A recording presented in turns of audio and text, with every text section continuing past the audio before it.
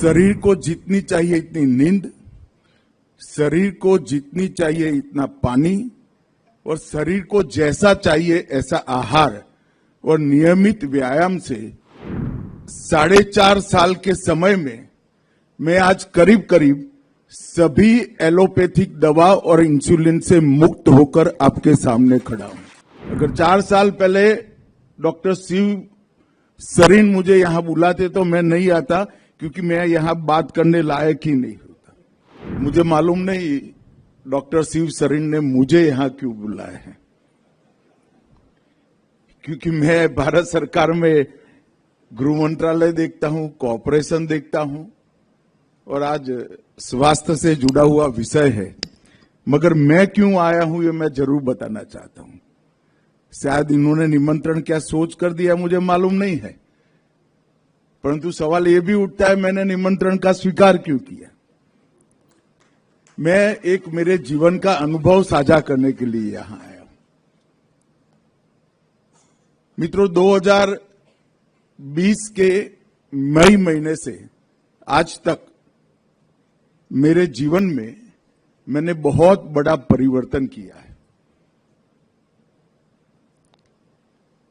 शरीर को जितनी चाहिए इतनी नींद, शरीर को जितनी चाहिए इतना पानी और शरीर को जैसा चाहिए ऐसा आहार और नियमित व्यायाम से मैंने मेरे जीवन में बहुत कुछ हासिल किया है। और ये अनुभव को साझा करने के लिए मैं आया हूं। मैं आपको बता सकता हूं कि ये 4.5 साल के समय में मैं आज करीब करीब सभी एलोपैथिक दवा और इंसुलिन से मुक्त होकर आपके सामने खड़ा हूं। और आज विश्व यकृत दिन पर भी मैं देश भर के विशेषकर सभी युवाओं को,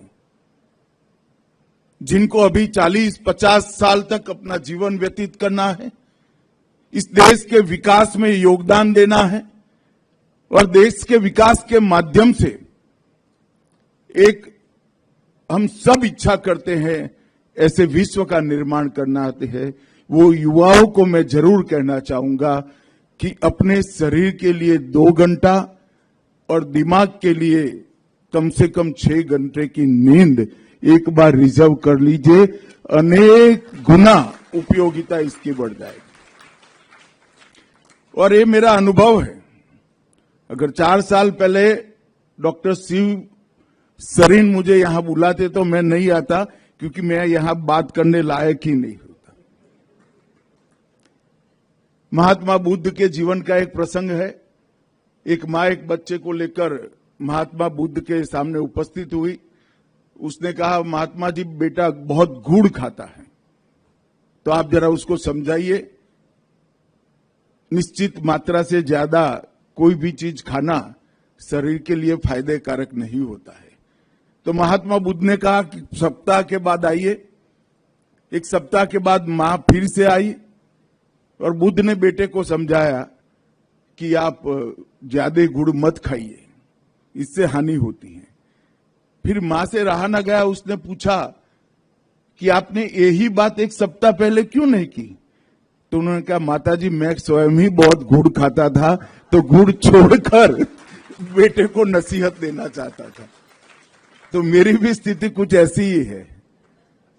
मेरे जीवन में डिसिप्लिन लाने का किसी एक महात्मा के आग्रह के कारण मैंने निर्णय किया और इन निर्णय का मुझे बहुत फायदा हुआ है। ये शेयर करने के लिए मैं आज यहां आया।